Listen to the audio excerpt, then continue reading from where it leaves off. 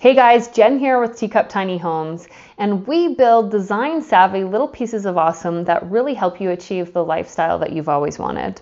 At Teacup Tiny Homes, we like to focus on design, and so today I'm going to bring you a few tips on how to paint your tiny home in a way to make it feel super open, or a few simple design fundamentals that will allow you to achieve the look that you want in your tiny home.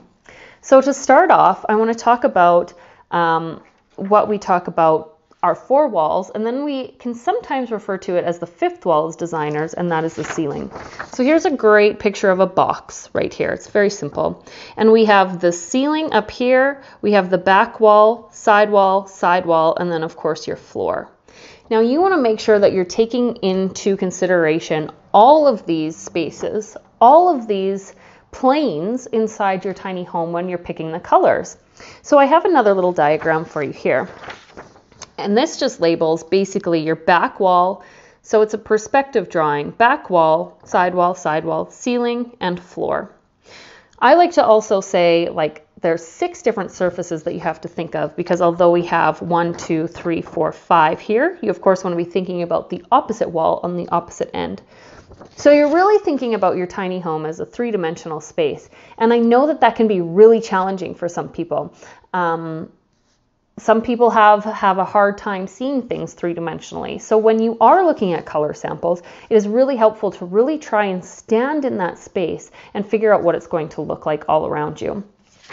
So a little bit about colors is that when you paint, let's say you were to paint this back wall a different color than the rest of the walls and the ceiling that you have, this wall is going to either protrude, come at you, or else it is going to recede into the background. So if you paint this color, this wall, a darker color, this wall is going to jump out at you. Whereas if all the walls in the ceiling around you are painted a darker color and this wall is painted a lighter color, this wall is going to recede and go further away. In both circumstances, you don't necessarily achieve a space that is nice, open, and airy. If you do want to achieve a space that is nice, open, and airy, then I would suggest that you're painting all of those surfaces the same color. So all your walls and the ceiling. And without having those different lines and colors throughout your home, you're going to have a space that just feels really nice and open.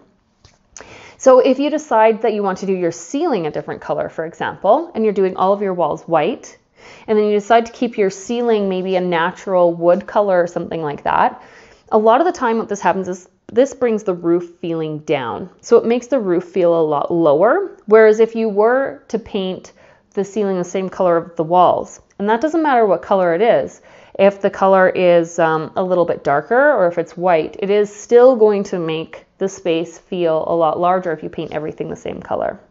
Okay, so the same rule applies on the ceiling. If you paint it lighter than the walls, it's going to feel like it's further away. If you paint it darker than the walls, it's going to feel like it's lower. And one of the reasons why we usually use white in tiny homes, you see a lot of tiny homes with white on the walls, is because it makes it feel more open. You get more light reflecting off of that paint if you go with the darker color. So that really is the only reason why. I've seen some fabulous designs, and actually some of my favorites where the walls are painted a really nice light gray. Oh, to die for. And then to have some nice white accents in there as well. And because all of the walls are painted the same color, it doesn't make it feel super closed in. So keep that in mind. Next, we're going to talk about the floor, and really this is the last point because I want to keep it nice and short.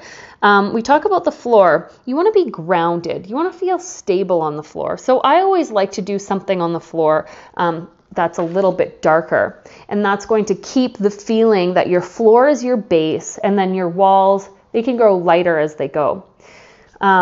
A really cool way that you could do it, and one thing that I like to do even in kitchen designs or in bathrooms, is that I take that cabinet, especially if you're looking at mixing different colors, do the base cabinets in the darker color, and then if you want to add a second tone, then make sure that they're a little bit lighter on top versus doing the opposite where you have lighter cabinets on the bottom and darker on the top, because this again gives you that flow of feeling grounded on the floor and getting light and airy and open like the sky as you go up higher.